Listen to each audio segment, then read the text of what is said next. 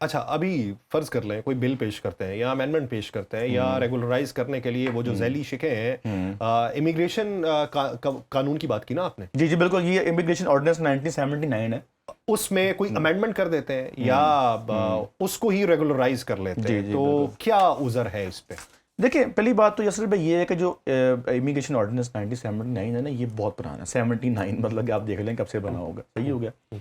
اور جو وہ بیسیکلی زیادہ جو ہے نا اس میں ہے یہ بھی کہتے ہیں نصیر خان صاحب نے جو لاسٹ میٹنگ کی، چیئر پرسن تھے انہوں نے جو منٹس آف دا میٹنگ اس میں باقاعدہ کوٹ کیا سیکشن 16(2)(j) کو، کہ اس میں جو ہے نا ہمارے پاس کوشچن ہے کہ جو بچہ باہر پڑھنے جا رہا ہے ہم اس کو بھی اس میں انکلوڈ کر سکتے ہیں. بٹ انفارچونیٹلی یہ جو ایکٹ ہے نا یہ زیادہ فوکس کرتا ہے اوورسیز امپلائمنٹ پروموٹر کے اوپر، جو یہاں سے آپ کہہ لیں کہ کام کرنے کے لیے. کیسے افیکٹ کرتا ہے؟ کیسے افیکٹ کرتا ہے؟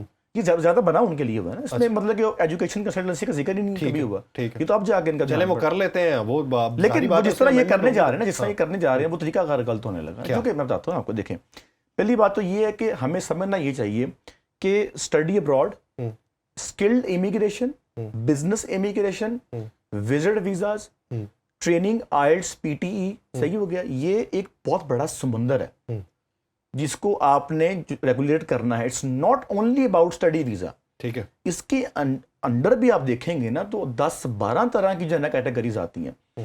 20 سے 25 یہاں باڈیز کام کر رہی ہیں جو آپ کی ٹیسٹنگ سروس پرووائڈ کر رہی ہیں، ٹافل، آئلٹس، پی ٹی ای، سیلپپ، اس سے بھی زیادہ. اس کے بعد برٹش کاؤنسل یہاں پہ ایکٹیولی کام کر رہی ہے.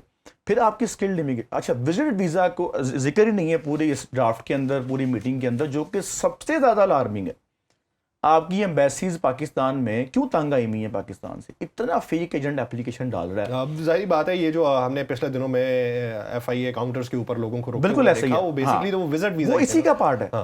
اس کا ذکر ہی نہیں کیا جا رہا، اس کو دیکھا ہی نہیں جا رہا ہے کہ یہ بھی اس کا پارٹ ہے. کل کو پھر امینڈمنٹ لے کے آئیں گے 10 سال بعد جا کے کہ یار اس کو بھی دیکھ لیتے ہیں. حالانکہ یہ بہت بڑا ایک، تسی یہ تو نہیں کہہ رہے اسی پڑھے جا رہے ہیں تو سارے پڑھے جا. لیکن میں کرتا ہوں، میں امیگریشن بھی کرتا ہوں، میں وزٹ ویزاز کو بھی ڈیل کرتا ہوں، میں اسٹڈی کو بھی ڈیل کرتا ہوں، 10 سال سے کر رہا ہوں. صحیح ہو گیا. ہم آئی ایس پی ٹی میں ٹاپ ریکروٹر ہوں برٹش کاؤنسل کا پچھلے 5 سال سے. میں اس لیے کہہ رہا ہوں کہ یہ ابھی ریگولیٹ کرنے بھی جا رہے ہیں نا، تو یہ اس کا 10% ریگولیٹ کرنے جا رہے ہیں. ٹھیک ہے، اگر کرنے جا رہے ہیں تو پھر 100% ریگولیٹ کریں. اچھا پھر آپ یہ دیکھیں ذرا، اس میں کہا گیا جی کہ کوڈ آف کنڈکٹ کے مطابق، جو کہ امیگریشن آرڈیننس کو ہی دیکھ رہے ہیں، یہ صحیح ہو گیا. اس میں یہ کہہ رہے ہیں کہ جو ایجنٹ ہے نا وہ 6,000 روپے فیس چارج کر سکتا ہے. اچھا یہ میرا پیپر ہے، یہ پرپوز آیا ہے کہ جو کنسلٹنٹ ہے نا، یعنی کہ ہم 6,000 سے اوپر فیس چارج نہیں کر سکتے. چلیں سر، میرے آفس کا بل، میرے ایک آفس کا کرایہ 10 لاکھ روپے اسلام آباد کا. اچھا میں ایک سادہ سی مثال دیتا ہوں. اگر اس کو ہی نکال لیا جائے 5-6 ہزار کو، اور یہ 79 کا ہے، 79 میں ڈالر کا ریٹ نکال لیں، اور ڈالر کا ریٹ اب نکال لیں، تو اس کو کیلکولیٹ کر کے بنا لیں، پھر ٹھیک ہے. نہیں ٹھیک، پھر دیکھیں نہیں ٹھیک. میں بتاتا ہوں، دیکھیں یہ ایک پرائیویٹ بزنس ہے، اس میں آپ پرائس کنٹرول نہیں لا سکتے، چونکہ ہمارے پاس ہزاروں طرح کے کیس آتے ہیں. ایک بچہ آتا ہے وہ کہتا ہے میں نے 6 جگہ اپلائی کرنا ہے. ٹھیک ہے، میں نے 6 کنٹریز اپلائی کرنا ہے، میں نے 6 یونیورسٹیز میں اپلائی، میں نے 20 یونیورسٹیز. ہم ایسے بھی بچے آتے ہیں ہمارے پاس جب ہم کامن ایپ کی اپلیکیشن کر رہے ہوتے ہیں. اتنا پیسہ دے دیتا بچہ؟ میں بتاتا ہوں آپ کو، اتنا ہم کروڑوں میں چارج نہیں کرتے، میں یہ نہیں کرنے لگا، ہم کروڑوں میں چارج نہیں کرتے. اب کامن ایپ کی اپلیکیشن میں یوزلی ہم ایک بچے کا 20 یونیورسٹی میں اپلائی کرتے ہیں، 20 یونیورسٹیز کے اندر. ٹھیک ہے، اس کے پیچھے اس کی 60-70 SOPs لکھی جاتی ہیں، فارم فل ہونے ہیں، اسٹاف ہائرنگ کی ہوئی ہے، 2-2 لاکھ 3-3 لاکھ روپے سیلری ہے اسٹافس کی. اور وہ جو کہ اسکلڈ ہیں انگلش کے اندر، بڑا یہ ایک آپ کہہ لیں کہ اسکلفل کام ہے، ہر بندہ نہیں کر سکتا. صحیح ہو گیا. تو اگر ہم 5-6 ہزار چارج کریں گے، ٹھیک ہے، اب 150-200 اپلائی تو میرے پاس ہے. اب مجھے بتائیں 5-6 ہزار کے اندر ہم کیسے ان کی فیس مینیج کریں؟ سر میں ہی بات کر رہا ہوں نا، 79 کے اندر ڈالر ہوگا کوئی 30 روپے کا، نہیں اس سے بھی کم ہوگا، جتنے کا میرا خیال 5-6 ہزار کا تو تولا ہوگا اس وقت. تولا ہوگا، ہاں تو رکھ دیں، ابھی اتنا رکھ دیں، تولے کا اتنا رکھ دیں. اس کو میرا خیال ہے اس کو نہیں کرنا چاہیے، اس کو سیلنگ نہیں کرنا چاہیے. اچھا آپ کوئی اور میکینزم دیکھیں. میں نہیں، ہم تو یہ بھی سنتے ہیں کہ جب آپ بچے کو اپلائی کرواتے ہیں تو بچہ یونیورسٹی میں چلا جاتا ہے تو یونیورسٹی بھی آپ کو ریبیٹ کے طور پہ دیتی. جی بالکل دیتی ہے، لیکن very good question. Not all universities are commissionable, not all universities are commissionable. اس لیے میں کہہ رہا ہوں کہ یہ 5-6 ہزار روپے لاک کرنا ہے اس کو. ٹھیک ہو گیا، یہ زیادتی ہوگی. اس کو آپ کہتے ہیں لاک کرنا ہی نہیں چاہیے، نہیں کرنا چاہیے. آپ فریم ورک دیں، آپ فریم ورک دیکھیں. بات یہ ہے کہ اس وقت ہو کیا رہا ہے کہ یہ ایکٹ تو لے کے آ رہے ہیں، بہت اچھی بات ہے، لیکن کسی بھی سٹیج کے اوپر ایجنٹس کو سننے والا کوئی نہیں ہے کہ بھئی ہم سے بھی سن لو کہ ہم 10-12 آپ لوگوں کی کوئی آرگنائزیشن بنی ہوتی, کوئی تنظیم بنی ہوتی, کوئی جس طرح لیبر یونین ہوتی ہے ویسے کوئی یونین بنی ہوتی تو سن لیتا آپ کو بھی. کوئی 150 ہیں, 150 ہوں گی تقریباً. پرابلم یہ ہے نا یاسر بھائی کہ ریگولیٹ نہیں تھا ادارہ. اچھا, جس کا دل کیا اس نے اٹھ کے تنظیم بنا لی. ٹھیک ہے, اس نے کہا یہ 10 بندے میرے ہیں, میں پریزیڈنٹ ہوں, یہ سیکٹری ہے, یہ جوائنٹ سیکٹری, یہ فلان سیکٹری, فلانا فلانا فلانا. ایک بندہ اٹھا, اس نے کہا میں تیری نہیں مانتا ہے, میں اپنی تنظیم بنانے لگا. صحیح ہو گیا, اس نے بنا لی, وہ پریزیڈنٹ بن گئے 10 بندے. اس طرح کے تو 100-150 ہیں. صحیح ہو گیا. لیکن انفارچونیٹلی کوئی بھی ایسی تنظیم نہیں ہے جو کہ پوری باڈی کو ریپرزینٹ کر رہی ہو, کیونکہ ریگولیٹ نہیں تھا نا. ہے ریگولیٹ تو اب ہو رہا ہے جا کے. یہاں پہ ان کو پرابلم آئے گی سلیکشن آف, آپ کہہ لیں کہ ایکسپرٹس, کہ کس سے مشورہ کیا جائے. میں ریکمینڈ کروں گا کہ کم سے کم اس ایک باڈی بنائی جائے جہاں پر آپ ایٹ لیسٹ ہمیں سنیں. صحیح ہو گیا.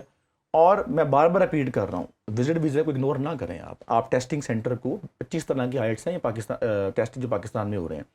اسکلڈ امیگریشن کو آپ اگنور نہ کریں. بزنس امیگریشن جو یہاں سے پیسہ لے کر باہر جا کے کاروبار کر رہے ہیں, فار ڈیو جو یہ سٹیزن شپ بائی انویسٹمنٹ حاصل کر رہے ہیں, اس کو اگنور نہ کریں. آپ اگر آپ کرنے جا رہے ہیں تو پھر مجموعی طور پہ کریں, اور ایک بار سن تو لیں نا ہمیں کہ ہم کہنا کیا چاہ رہے ہیں. ہم یہ نہیں کہہ رہے نہ کریں, 1000 بار کریں. ہم تو جتنی خوشی مجھے اس ایکٹ کی ہے نا شاید ہی کسی کو ہوئی ہو, لیکن اس میں جو ایمبیگوٹیز ہے نا اس کو ایڈریس کرنا بہت ٹھیک. میرا ایک آخری سوال, پاکستان میں مقامی تو یہاں پہ بہت سی ہوں گی, کچھ ایسی بھی ہوں گی جو ملٹی نیشنل کمپنیز ہوں گی کنسلٹنسی کی, وہ وہاں پہ یہاں پہ آپریٹ کر رہی ہوں گی, تو وہ کس طریقے سے ریگولرائز ہوں گی, وہ کیسے باہر جائیں گی؟ اور پھر ایک اور بات کہ ایک بات یہ بھی ہوتی ہے کہ انڈین کمپنیز بھی پاکستان کے اندر ہے, تو کیا یہ حقائق ہیں کہ واقعی ہیں؟